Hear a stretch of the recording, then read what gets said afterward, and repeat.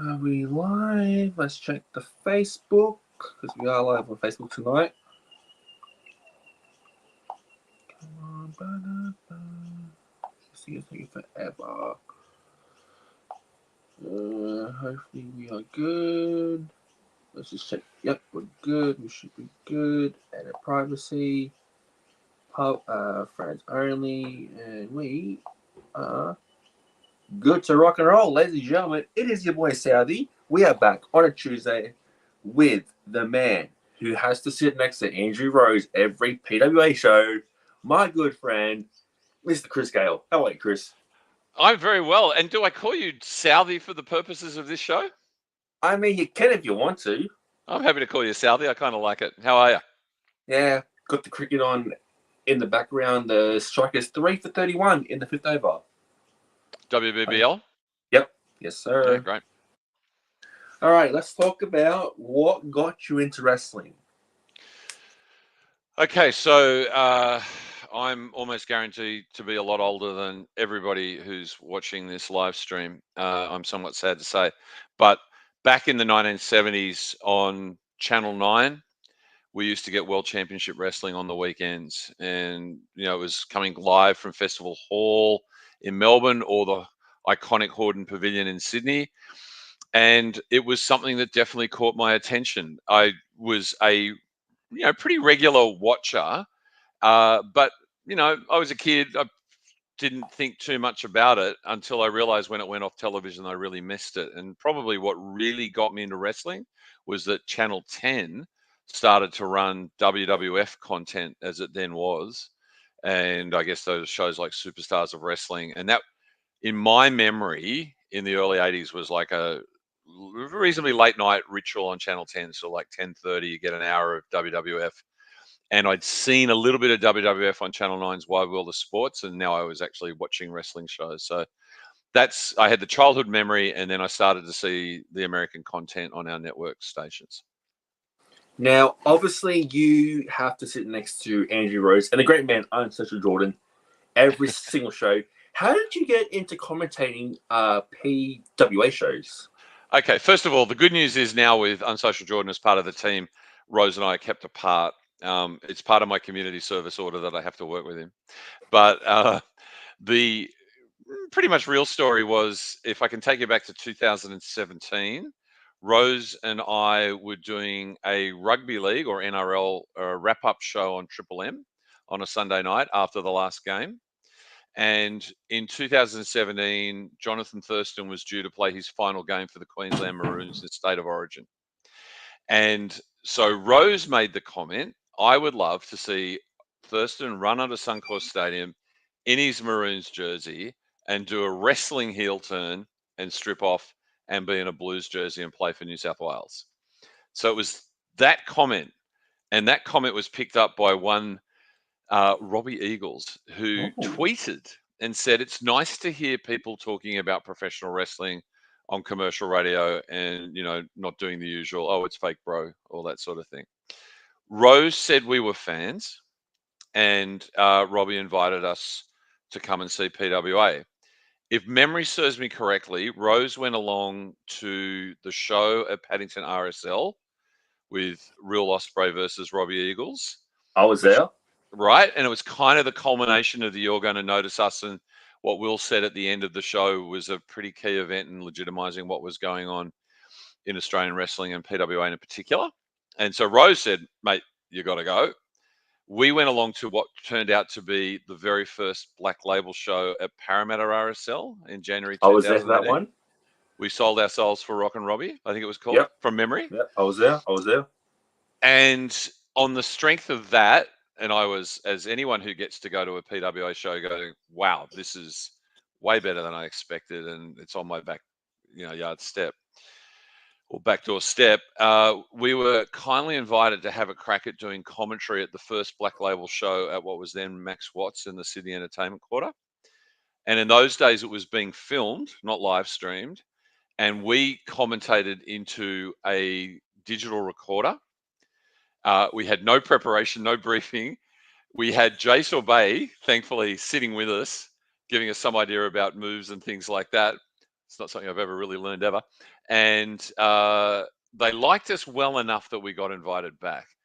The one bit of feedback we got is referee Foz, who I'm happy to see is doing some stuff down at Slam now.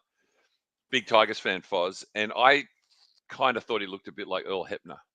So I started to refer to him as Hep in the commentary, and the feedback was, don't make so much fun of the refs. And with that adjustment, we were invited on board, and it's been a thrill and a pleasure ever since to be one of the commentators, even if I do have to work with Rose. No, he's not a bad guy, Mr. Andrew Rose, but you got us Jordan in between.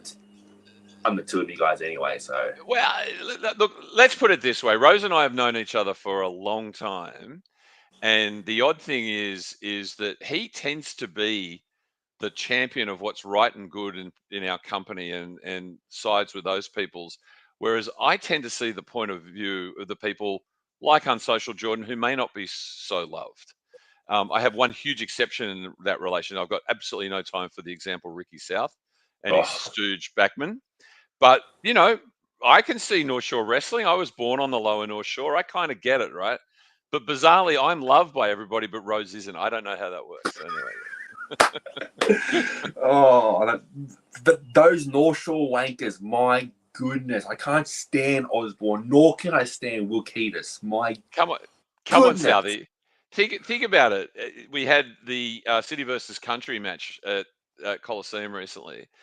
And I thought that Keatis and Osborne made some good points. I mean, Keatis pointed out that they can only afford to have a maid twice a week. And he says, what about those other 5 days where we've got to do domestics? And Sam Osborne quite rightly pointed out, yes, he had an inheritance, but he had to share it with 3 other siblings, And whatever the figure is, if you get 100 million, you got to share it with 3 other siblings, you only end up with 25. I mean, that's pretty tough. So I absolutely sympathise with my city cousins. Perry, I'm just got to caught and bold wicket. Straight back to her. Now, obviously, as you can sort of tell in the top left corner, is a small photo of Mr. Kyle Lee. The great Kyle Lee. Unfortunately, lost his life way too soon. What are some of your favourite memories of Kyle? So, look, I immediately go back, and this is very poignant, and it's sad, and kudos to you and many others who have kept Kyle's memory going, and he will always be part of the fabric of the Australian wrestling scene. The night or the weekend where Kyle fell ill, he didn't come to a show, and we happened to be live streaming, and Rose, credit to Rose. Rose follows, what do you call it now? X, the Twitter feed. Yeah. I have to say, Jordan was following the YouTube feed now that we're live on YouTube, and that's great. You're getting a lot of feedback there. And Kyle tweeted us and said he wasn't feeling great, but he was enjoying the show, and we gave him a shout out, which had no idea how significant that would be at the time. But that's my first memory, is that even though he was obviously not well, he was part of what was going on, and we were able to say, "Hey, man, how you going?" Yeah, the one thing that absolutely sticks with me is the wrestlers say how they could always hear him. Yeah. So Kyle was not short of giving some feedback, which is exactly I'm not a wrestler, but I think you crave that, right? The worst thing is getting no reaction, and Kyle would make his views known loudly and without fail, as with you, always said, "G'day, how you going?" We took a couple of great pictures. I think we got a great one at the Uni Roundhouse from memory, which is one that I'll treasure. And again, what I admire in the likes of Kyle and yourself and so forth, his great mate Josh, is that you support Australian wrestling more broadly. You're not just stuck with one brand. And we need all the companies to be doing well and growing, and he was a great champion of that. And you've got a really good picture of him up there. There's no doubt about it. But we miss him. We miss him a lot. Yeah, I understand. I've still got like 4 more shows left over the next 2 weeks. Like I've had double shot of IWA on Friday down in the Shire, and then they had a show at Seven Hills. Both red hot crowds, sold out shows, and then I've got Wrestling Go this Sunday. IWA up at Woy Woy next weekend, and then Integrity the weekend after that. So what were kind of your hood near you? Is it? My local shows are the IWA shows. That is shows down at St. John's Park, and then obviously World Series Wrestling when they're out here, they're out at Penrith, which is like 20 minutes. That because I've just moved to the most notorious area, the 2770, the Mount Druitt area. All right, FTH from the hood, baby. Yeah, Look from the hood, unfortunately. But well, that means what? You now a Panther supporter? Is that you're getting on that bandwagon? No, hold up. Okay, I haven't shown you this. I've only shown one wrestler this. That's my entire look at that jersey collection. And that's your work outfits, right? That's not even what you wear to games, right? I mean, somewhat. Now, can I just say that I enjoyed your video blog of the IWA show last weekend? So that got me up to speed as to what was happening. That was very handy. Thank you. No worries. Now, NRL season, preseason starts this week, November 1st. You mean training, don't you? Yeah, preseason training. Obviously, me being a Knights fan, you've been a Tigers fan, and with Luai, can the Tigers finally not get that wooden spoon? Because all 5 grades got that spoon this past season. Okay, so good question, obviously. First of all, Southey, you look too young to have been at the 97 and 2001 grand finals. Is that right? I was born 96, so I was 11 months old when they first won it. And then I was at both, so at least I've seen in the flesh what a Newcastle premiership looks like. Look, we haven't got enough time for me to give you all my opinions on the Tigers, but I'll say this. I think you mentioned Luai, who, again, in a beaten Samoan team was outstanding against England on the weekend. I do believe that Jerome Luai, yes, he can play the 7. There's no doubt about that. More importantly, he clearly is a natural leader, and that is something that the Tigers will benefit from enormously. But more importantly, I think he's bought into the opportunity to establish a legacy that isn't defined by the fact that he was Nathan Cleary's halves partner. This is not going to be easy, but he wants that opportunity to build a legacy, which I think he gave an inkling of when Cleary was injured for a lot of this season. And I think that a Marshall Cleary ticket in the marketplace, because I'm supporting the Tigers strongly identifying themselves as a development club and trying to much better own the MacArthur region and get talent that way. But in that sort of chess game of cap management and so forth, when you're in a market and you've got a Richo, Benji, Luai ticket saying we're trying to build something here, I think that will help. And it's tough because the way that rugby league has gone, salary cap's not enough on its own. So it starts to become, where am I going to benefit from a whole of career type position? And we've got a sort of a Premier League situation kind of going on at the moment with clubs like the Roosters and the Storm and now Penrith. And I find it really disturbing when, like, Utukamanu says, I'm about winning premiership, so I'm going to leave the Tigers and go to the Storms. Blaze Talangi says, I'm going to leave the Eels and go to Penrith. And that's what we hear back in the day in American sports, where a great veteran player who maybe hasn't won a ring in the NBA goes, you know what, I'm going to go for little money, try and win a championship, put that full stop on my career.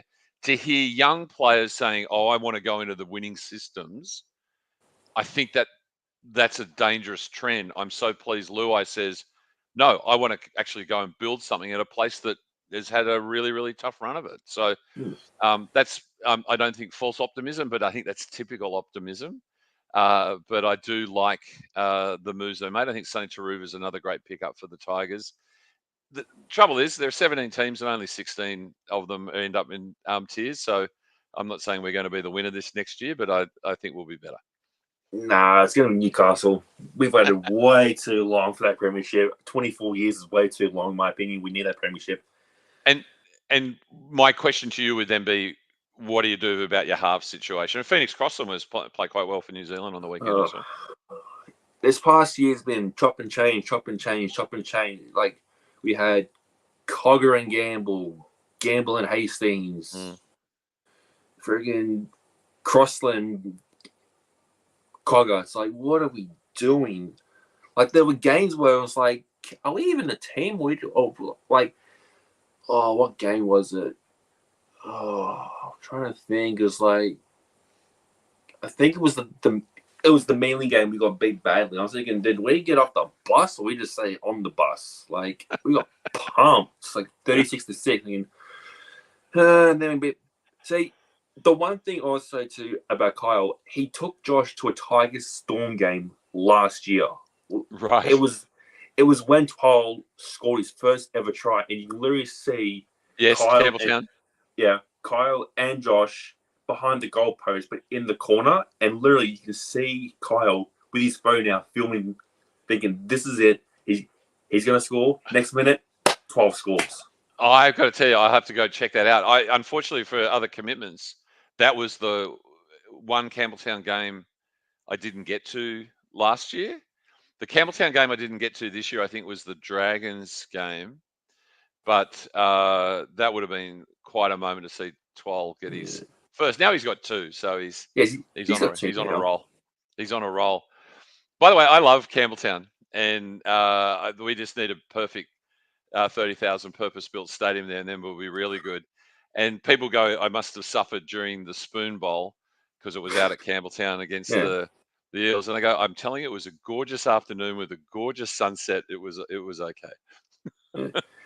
I just feel like we should have beaten the Sharks. The Sharks were offside by a mile. There's proof of that. And all I say is we just made finals. I'm happy.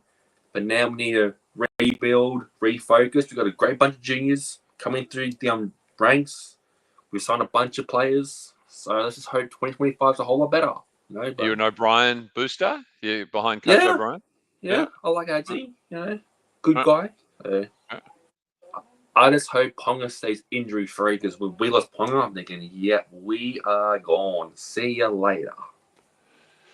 Look, this is the worry, right? Is this thing, and I could go in chapter and verse. I thought, if you remember the controversy when Brandon Smith went to the Roosters, and there was all this controversy. He gave this podcast interview and he swore a lot, and he talked about the grog culture of Melbourne. But the most interesting thing he said was, I played golf with JWH, Mitch Orbison, and Jake Friend, and they said, if you do right by the Roosters, they'll look after you for life, right? I said, not if you're Kyle Flanagan, but that's another story, right?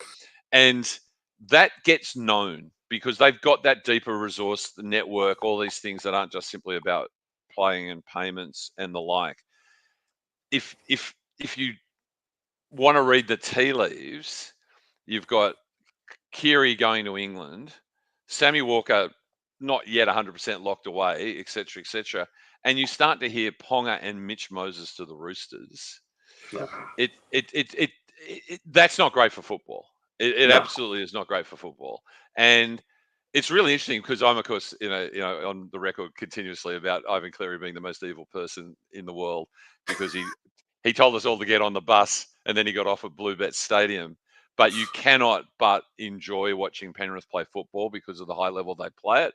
And I thoroughly enjoyed their most recent grand final win. But at the end of the day, we don't want to end up in a Premier League situation where, it's going to be Man City again, barring they get kicked out forever. So I think there is more work for the league to do, because you do not want to see a guy like Ponga that you invested in because North Queensland didn't see it, and then someone else reap too many of the rewards. It's just not right. I want him to stay in a Knights jersey. Absolutely. We've got a comment from Kyle's dad, Glenn. Newcastle suck. LOL. So does Parramatta, Glenn. Boom. Well, come on. Parramatta beat the Tigers and leapfrog South into 15th position. So that is true. That is somewhat true. And they were partying like they'd won the comp. Oh, man. Maybe like I said, guys, upcoming PWA shows December 14th? Yeah, so we've got our final Black Label show of the year, which is called Kick-Ons, and there'll be some things to be resolved at that. It's at the Factory Theatre, Marrickville, where we had Chutes and Ladders a couple of months back. Of course, the end of Coliseum, where Jessica Troy went into the pantheon of PWA by not only defending her heavyweight belt all the way through the Coliseum tournament, but securing the Black Fang sword. And at this zenith of her career, my boys at North Shore Wrestling came out, I thought, to congratulate her, but in fact, they facilitated a vicious assault by one Cherry Evans, Charlie Evans, who's been proselytizing for some time that this is Chev's country. So one can only imagine at December 14, something big is going to go down there. And the other good news is, for a lot of people that don't get out of town and wonder what to do in that little space between Christmas and New Year, we're back at Mounties for a gala PWA show. And I think for fans of the Black Label product, they're going to get well rewarded from some of the things that we'll be able to announce in the Mounties show in the coming weeks. 28th December. It definitely did feel good to be back at PWA, because I took like a 15-month break because like I just couldn't go there because I was like, it's just gonna be weird, you know. Yeah, I get that. But like that Spiegelton show was like, okay, I'm back. Fuck this shit. I'm ready. Like, even that venue was good because like it was a circus tent. I was like, this is interesting. I'm intrigued. I'll go. Yeah, and I did. Felt good to be back. And we're gonna. Glenn said, "Go Chevs." Yeah.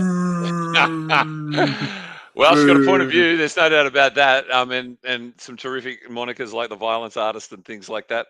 The Spiegel tent was a real story. I'd been lucky enough to have gone there in the Sydney Festival, and when that opportunity came up, I said it's a no-brainer if technically we can pull it off in terms of accommodation, in terms of dressing rooms and things like that. There were some technical limits. We didn't have the access to a screen.